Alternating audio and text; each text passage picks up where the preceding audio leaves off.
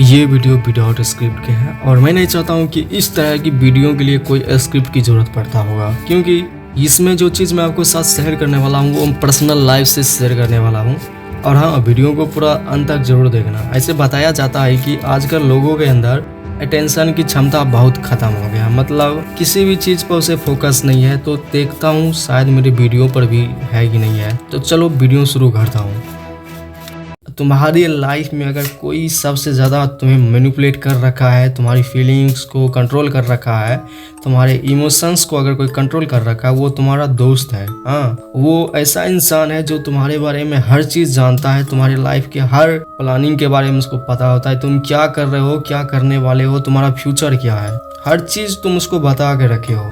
और तुम यहाँ पर आकर सर्च कर रहे हो कि how to control emotion, how to control feelings. भाई कैसे कंट्रोल होगा? तुम जब रियल लाइफ में एक ऐसे इंसान हो जो कि हर चीज़ उसके सामने शेयर कर रहे हो, तुम्हें लगता है ना कि ये दोस्त ये जो है ये हमसे बहुत ज़्यादा प्यार कर रहे हैं। ऐसा नहीं है दोस्त, तुम इससे बहुत आगे निकल के देखो। मतलब कहने का मतलब यह है, तुम इससे जिससे भी तुम दोस्ती कर रहे हो वो भी तुम्हारे जैसा ही होगा, उसका फैमिली स्टेटस वैसा ही होगा जैसा तुम हो। तुम इससे कुछ आगे निकल के देखो, जैसे कि हुआ अपनी लाइफ में इतनी छलांग मार के दिखाओ, तुम बहुत ज़्यादा अमीर बन के दिखाओ उसके सामने।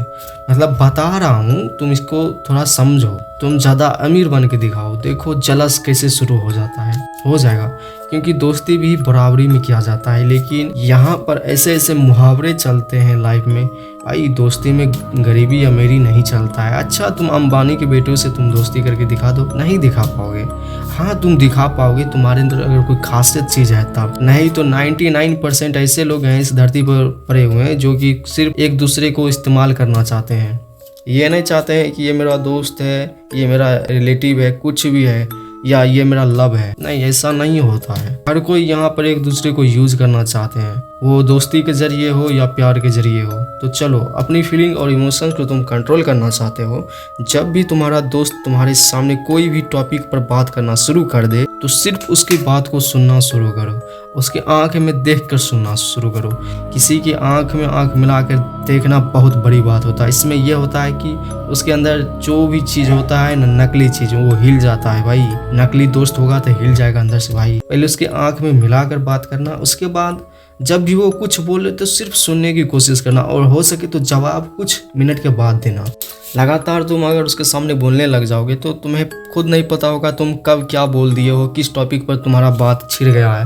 हाँ, तुम्हें बुरा लगता होगा कि दोस्ती भी आप ऐसे ही करना पड़ेगा, सोच समझ के बोलना पड़ेगा। देखो यार, ये रियल वर्ल्ड से तुम्हें दर्शन नहीं है, हकीकत दुनिया से तुम जुड़ो। ये जो इमोशंस और फीलिंग्स है, रील से जो तुम दोस्ती वाली फीलिंग लेकर घूम रहे हो, भाई कोई रील तुम देखते हो, भाई ये रील में देखो दोस्ती क्या गजब निभा रही है। भाई वो बनाया हुआ रील है, भाई वो कोई क्रिएट किया हुआ है, और उसका मेन मकसद होता है उस रील से व्यू इंगेज करना, अर्निंग करना, कुछ भी समझ लो, समझ। लेकिन यहाँ की असली दुनिया में कुछ और चलता है। पर्सनली मैं बता रहा हूँ, जब से मैं दोस्तों के बीच में रहता था तो बहुत मैं कंट्रोल होता था। कुछ भी उसको समझाता था भाई मैं ये कर रहा हूँ, तो साला वो काम ही चौपट हो जाता था। लेकिन वो लोग ऐसे होशियार होते थे कि मुझे मैनिपुलेट करके मुझसे कोई भी काम करवा लेता था। जैसे कि चल ना यार, यहाँ काम है, थोड़ी सी चलो यार मदद कर दे। और मैं ऐसा इंसान था कि उसको ना नहीं कह पाता था। क्यों? क्योंकि वो मुझको ऐसे कंट्रोल कर रहा था जैसे कि कोई कठपुतली को कंट्रोल कर रहा है। और मैं कंट्रोल हो भी इसलिए रहा था क्योंकि सारा गलती मेरा ही था। क्यों? क्योंकि मैं उसके सामने ऐसे ऐसे चीज जो प्राइवेट रखना चाहिए उस शेयर कर देता था। ऐसा यहाँ से कंट्रोल होना शुरू होता। उसके बाद कुछ भी चीज वो तुम्हारे सामने बोलने की कोशिश करे, जैसे कि भाई मेरी गर्लफ्रेंड भाग गई है, भाई मुझे पढ़ाई में मन नहीं लग रहा है, भाई अपनी फ्यूचर के बारे में डिस्टर्ब हूँ, कुछ भी।